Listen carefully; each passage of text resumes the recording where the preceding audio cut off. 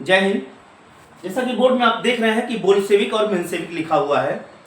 Class 9th के SST में एक चैप्टर है, हिस्ट्री एक बुक है, और उस हिस्ट्री बुक में एक चैप्टर है रशियन रिवॉल्यूशन।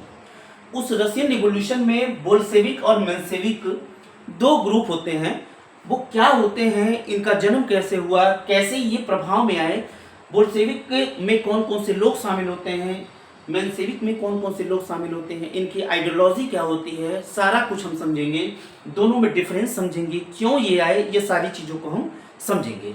तो आइए देखते हैं, स्टार्ट करते हैं बोल्शेविक और मेंशेविक।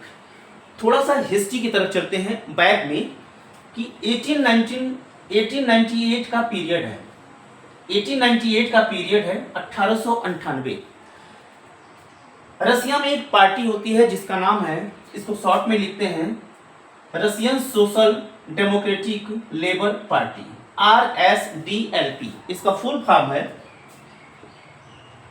रशियन सोशल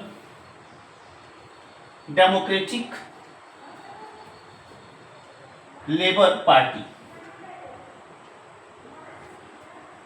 1898 में इस पार्टी का गठन होता है और ये पार्टी जो RSDLP पार्टी है 1912 में दो भागों में डिवाइड हो जाती है। ये जो RSDLP है दो भागों में डिवाइड हो जाती है। एक भाग बनता है बोल्शेविक, एक भाग बनता है बोल्शेविक, और दूसरा भाग है उसको हमने कहा मेंशेविक। हमने हिस्ट्री देखा कि 1898 में ये पार्टी गठित हो रही है, बन रही है। This party is constituted in 1898, but in 1912 this party is divided in two part, Bolshevik and second is your Menshevik. अब ये बोल्शेविक और मेंशेविक में क्या अंतर है, क्यों डिवाइड हुए, ये सारी चीजों को हम नेक्स्ट पार्ट में समझ रहे हैं।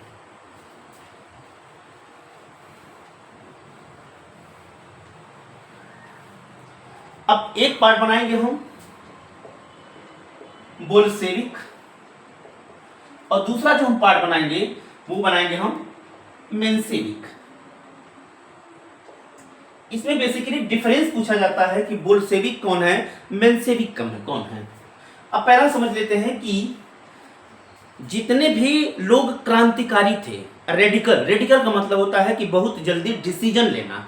जैसे आप यूथ हैं, आप चाहते हैं कि कोई काम बहुत जल्दी हो जाए, लेकिन गांव के जो या घर के जो बुजुर्ग होते हैं वो चाहते हैं किसी भी काम को धीरे धीरे करना, आराम से करना, वो बड़े तसल्ली से करते हैं। तो बोल्शेविक में रेडिकल लोग शामिल होते हैं। ऑल ऑफ द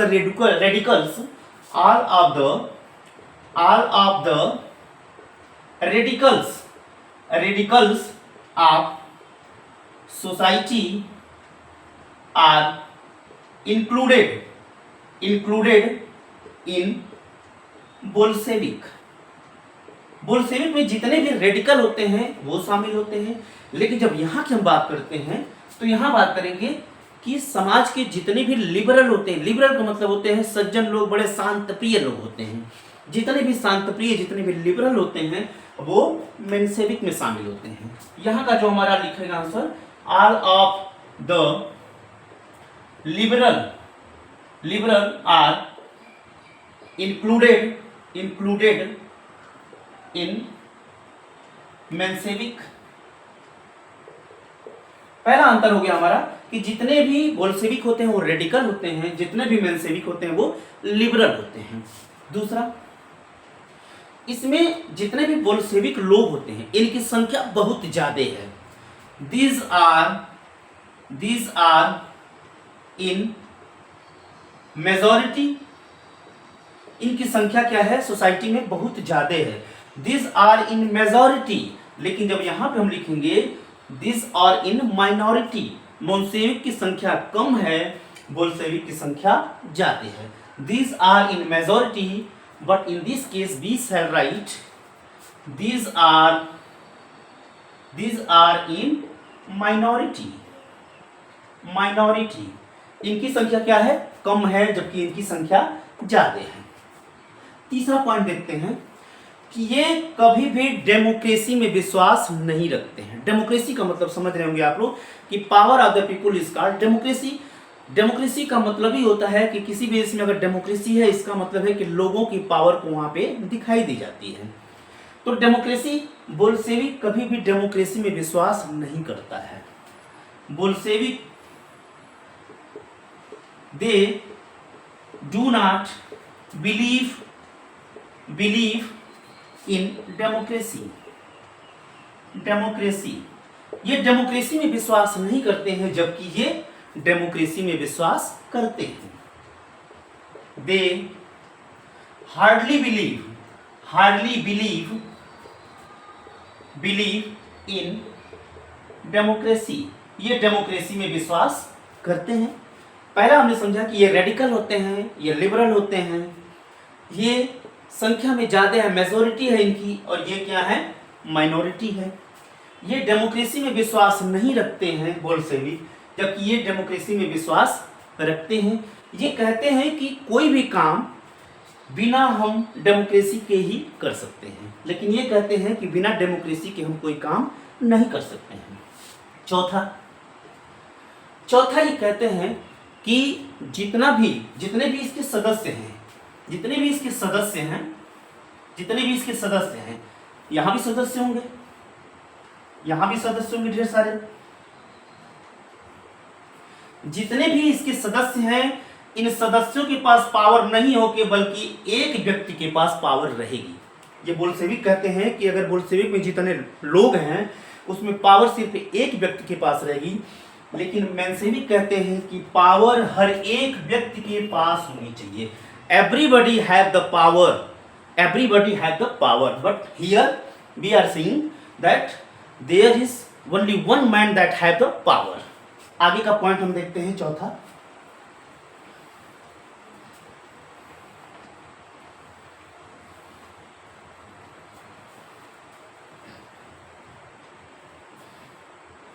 चौथा पॉइंट है कि ये जितने भी सदस्य हैं, अगर देखा जाए सदस्य, ये कहते हैं कि सबके पास पावर नहीं रहेगी, जबकि पावर क्या होगी, केवल यहीं पे रहेगी, सेंटर में पावर रहेगी, और यहां से पावर सबके पास जाएगी, सबके पास पावर सेंटर से जाएगा।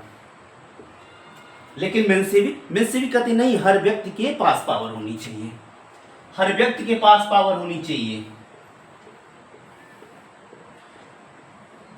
हर व्यक्ति के पास पावर है, तभी तो डेमोक्रेसी में विश्वास कर रहे हैं। और यहाँ पे डेमोक्रेसी का विश्वास नहीं किया जाता है। इसीलिए जो इनका लीडर है, पांचवा जो डिफरेंस होगा कि बोल्शेविक का जो लीडर है वो है व्लादिमीर लेनिन। लेकिन इनका जो लीडर है, पांचवा जो डिफरेंस है, ये चौथा डिफरेंस हो गया था, पांचवा जो डिफरेंस है, इनका जो लीडर है वो है केरेंस्की। इनका जो लीडर है केरेंस्की है, और इनका जो लीडर है व्लादिमीर लेनिन है। हमने बेहतर तरीके से समझा कि बोल्शेविक क्या होते हैं, मेंशेविक क्या होते हैं। और आपने देखा होगा कि 1917 का जो रिवॉल्यूशन हो रहा है, उसमें पहले तो सरकार मेंशेविक बना रही है, केरेंस्की के लीडरशिप में सरकार बन रही है, लेकिन फाइनल में जो सरकार बनती है वो बोल्शेविक यानी कि व्लादिमीर लेनिन के नेतृत्व में कम्युनिस्ट गवर्नमेंट बन जाती है। कम्युनिस्ट